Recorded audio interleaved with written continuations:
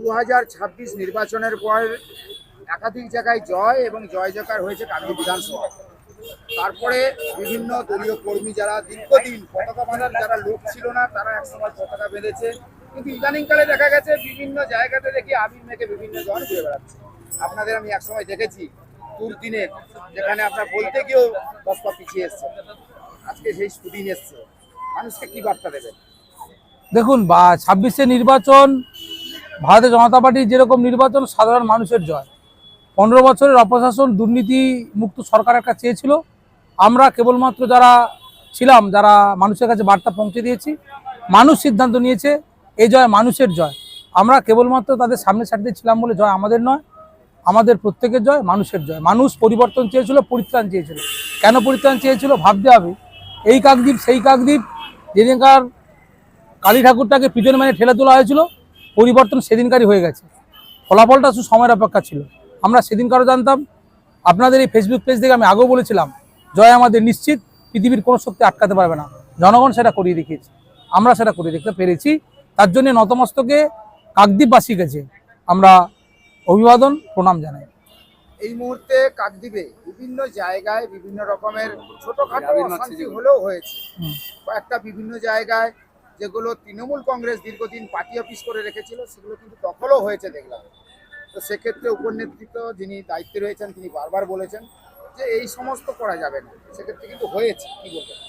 না, যেগুলো হয়েছে দেখুন, দলের সিদ্ধান্ত চূড়ান্ত। আমরা দলের কর্মী, অনুগত সৈনিক। যেরকম হয়েছে আমরা দেখেছেন, অনেক পার্টি অফিস আমরা খুলেও দিয়েছি, সেটাও আমরা দেখেছেন। আমাদের কার্যকর্তারাই খুলেছে। ভাবুন, একটা দলের সেকেন্ড ইন কমান্ড খোলা গাড়ির উপরে দাঁড়িয়ে যদি বলে দুপুর 12টার পর দিল্লির কোন জল্লাদ তোদের বাঁচায় দেখবো, তোদের দিল্লির কোন বা বাঁচায় দেখবো, তার তুলনায় আপনি বলছেন, আমি স্বীকার করছি, মানুষের আবেগ, মানুষের যন্ত্রণা বহিঃপ্রকাশ ঘটবে একটা সরকার পরিবর্তন হলে। কিন্তু আমাদের দল, আমাদের সুপ্রিমো, আমাদের দলীয় সভাপতি যিনি করেছেন, আমাদের সিএম বলেছেন, আমাদের এই কাকদ্বীপ বিধানসভার যিনি বর্তমান বিধায়ক আছেন দীপঙ্কর জানা মহাশয় বলেছেন, আমরাই কিন্তু সব জায়গাগুলো করেছি। কিছু কিছু জায়গা এখনও আছে। দলীয়ভাবে আমাদের স্ট্যান্ড একটাই, সাধারণ মানুষের জয়ে আমরা জয়ী হয়েছি ভোটে। সাধারণ মানুষকে কোনো রকম অত্যাচার করা যাবে না, আমরা তার ঘোর বিরোধী। যদি কোনো জায়গায় এখন হয়ে থাকে, দলীয়ভাবে আমরা কড়া পদক্ষেপ নিয়ে সেগুলো প্রত্যেকেই খুলে যাবে। পশ্চিমবঙ্গে রামরাজত্ব চলছে, সবাই খোলা মনে মুক্ত মনে নিঃশ্বাস নেবে, কোনো সিন্ডিকেট থাকবে না। আপনি এটাও দেখছেন তো, আমাদের কাকদ্বীপে টোটো স্ট্যান্ড থেকে শুরু করে গাড়ি স্ট্যান্ডে কোনো সিন্ডিকেট নেই, থাকবে না। যতদিন আমাদের সরকার থাকবে, থাকবে না। এটা হচ্ছে আমাদের দলীয় স্ট্যান্ড, একদম পরিষ্কার। ইদানিংকালে দেখা গেছে যে বিজেপি আবার আক্রান্ত হচ্ছে। যেমন কাকদ্বীপ বিধানসভার নারায়ণপুর এলাকায় দেখা গেছে যে বিজেপির ছেলেরাই আক্রান্ত হচ্ছে, কি বলবেন? ভাবুন, একটা দল ক্ষমতা থেকে চলে গেছে, যদি ক্ষমতায় ফিরে আসতো কি হতো। সরকার চলছে আমাদের, এখনো পর্যন্ত মানুষজন সেই জায়গাটা রেখেছে। বিভিন্ন জায়গায় বিপ্ত ঘটনা আছে, করছে। প্রশাসন আমাদের তরফ থেকে দলীয়ভাবে বলা আছে, প্রশাসন কোনো রং থেকে বিচার করবে না। যে দোষী সে প্রশাসনিকভাবেই শাস্তি পাবে, এটা আমাদের দলীয় সিদ্ধান্ত। আমরা প্রশাসনের উপরে কথা বলবো না। সংবিধানের সরকার চলছে, সংবিধানের নিচে আমরা, সংবিধান যা রাইট দিয়েছে সেই রাইট অনুযায়ী চলবে। হ্যাঁ, শাসক আইন, আইনের শাসন চলবে, এটাই হচ্ছে আমাদের একদম গাইডলাইন। দেখা গেছে বেশ কিছু জায়গাতে এখনো পর্যন্ত মদ গাঁজা অবৈধভাবে বিক্রি হচ্ছে। দেখুন, একটা সরকার 15 বছরে আষ্টে পৃষ্ঠে থেকে একটা সচল গাছকে জড়িয়ে ধরেছিল, গাছের মূলটা কাটা গেছে, কিন্তু সে গাছ যে জড়িয়ে ধরেছিল সেই জড়ানটা ছাড়ানো যায়নি। সময় লাগবে। আমাদের সরকারের সময় আজকের দিনে দাঁড়িয়ে মাত্র 14 দিন। এত পাহাড় প্রমাণ প্রত্যাশা পূরণে একটু সময়সীমা আমাদেরকে দিতে হবে।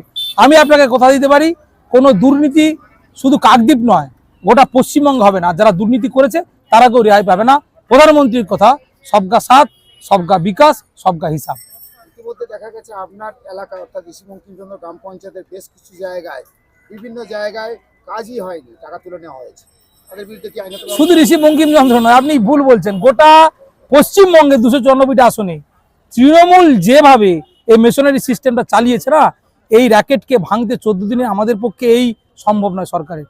আমি আবারও কথা দিচ্ছি, দুর্নীতি যারা করেছে মুখ চিরে হলেও প্রত্যেকের টাকা সাধারণ মানুষের কাছে ফেরত যাবে। এই প্রত্যাশা নিয়ে মানুষ আমাদেরকে জয়ী করেছে, সেই প্রত্যাশা পূরণের জন্য আমরা বদ্ধপরিকর। আমরা আমাদের শেষ রক্তবিন্দু দিয়ে লড়াই করে যখন 26-এ এসেছি, শেষ রক্তবিন্দু লড়াই করে দুর্নীতিমুক্ত একটা পশ্চিমবঙ্গ খোলা মুক্ত মনে সাধারণ জনমানুষের হাতে তুলে দেওয়া আমাদের দলের দায়িত্ব, আমাদের দায়িত্ব। আমরা সেটা করবই, পৃথিবীর কোনো শক্তি আটকাতে পারবে না। আজকে কাকদ্বীপ বাস স্ট্যান্ডে জলছত্র, আর এই জলছত্রে আপনি উপস্থিত হয়েছেন, তো এটা কি চলবে কতদিন? না, এটা চলবে কিছুদিন ধরে। 91 নম্বর বুথে জলছত্র, এটা বিভিন্ন বুথে বিভিন্ন জায়গায় জলছত্র চলবে। দেখুন, জলদান মানে জীবনদান। আমরা মানুষকে নবজীবন দিতে পেরেছি 26 নির্বাচনে। এই জলদানের মধ্য দিয়ে আমরা চেষ্টা করব মানুষের কাছে পৌঁছানোর। জল মানেই জীবন, জীবন মানেই জল। জীবন থাকলে তবেই তো রাজনীতি হবে, তাহলে কোথা দিকে হবে? জলদান মানে জীবনদান। আপনার নাম? আমার নাম দেবদীপ সাউটিয়া, কাকদ্বীপ মন্ডলটির সাধারণ সম্পাদক।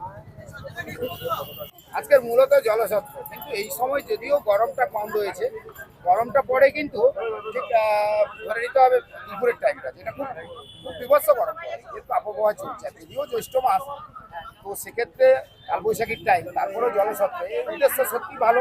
তবে এটা কতদিন চলবে? আমাদের ইচ্ছে আছে এই পুরো গরমকাল যতদিন এই তাপপ্রবাহ চলবে ততদিন এটাকে কন্টিনিউ রাখা। আর এই তীব্র তাপপ্রবাহে এই অস্বস্তিকর পরিস্থিতিতে একটু সাধারণ মানুষ, পথ চলতি মানুষকে একটু স্বস্তি এনে দেওয়া, একটু জল, ঠান্ডা জল সঙ্গে কাঁচা ছোলা একটুখানি দেওয়া, এইটাই আমাদের অভিনব উদ্যোগ। কাকদ্বীপ বাজার নয়াপাড়া 91 নম্বর বুথের তরফ থেকে আমরা এই উদ্যোগটা নিয়েছি। যতদিন এই তীব্র তাপপ্রবাহ চলবে ততদিন আমরা এই সেবাটুকু জনসেবা করতে চাই। আপনার নাম? আমার নাম কৌশিক সামন্ত, 91 নম্বর বুথের বুথ সভাপতি।